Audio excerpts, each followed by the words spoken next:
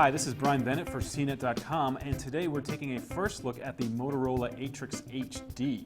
This latest handset in Motorola's Atrix line launches July 15th on AT&T for an attractive price of $99.99. If you're an Android and Motorola fan, you may do a double take when you first see the Atrix HD. That's because this handsome phone looks very similar to the Motorola Droid Razr, right down to its curved top-heavy hump around back and Kevlar coating that resists scratches. Available in colors of white, shown here, and titanium, the Atrix HD definitely feels well crafted, but a bit plasticky and not as premium as the more metallic Motorola Droid Razr phones on Verizon. The Atrix HD is pretty thin too, at just 1/3 of an inch thick at its trimmest point. Despite being svelte, this phone features a big, bold, and bright 4.5-inch LCD screen with a 720 HD resolution. Motorola also says the display uses something called HD Color Boost, which I suspect is a form of image processing and possibly a special filter designed to pump up colors and contrast. Just above the screen is a VGA front-facing camera. You'll find modern software on the Atrix HD. The device runs Android 4.0 Ice Cream Sandwich, gussied up by Motorola's interface. While Motorola doesn't call the UI the old Moto Blur, or refer to it at all, in fact, it still feels blur-like to me.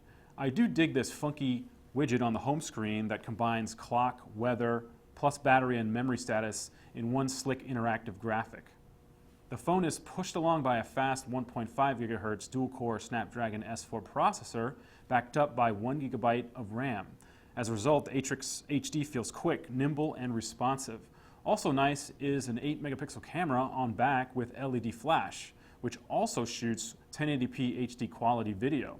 The camera snaps pictures quickly and boasts a ton of features, settings, and shooting modes. It also lets you take pictures while the camera is rolling.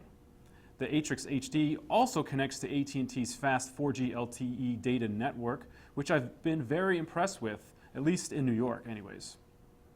On top are ports for micro USB and HDMI, along with a headphone jack. The right side holds a tiny power button and small volume rocker. Located on the left is a flap covering slots for micro SIM and micro SD cards. Around back is an 8-megapixel camera with LED flash and that Kevlar surface which I can't stop touching for some reason. Keep in mind the Atrix HD uses a 1700 milliamp battery, which is not removable, so you won't be able to swap out the battery yourself for a fresh one if it runs dry or fails completely. Also, compared to the massive 3300 milliamp battery in the Droid Razr Max, I can't imagine the Atrix HD to provide anywhere near the Max's runtime. I'm Brian Bennett, and this has been a first look at the Motorola Atrix HD. Be sure to check out our full review at CNET.com.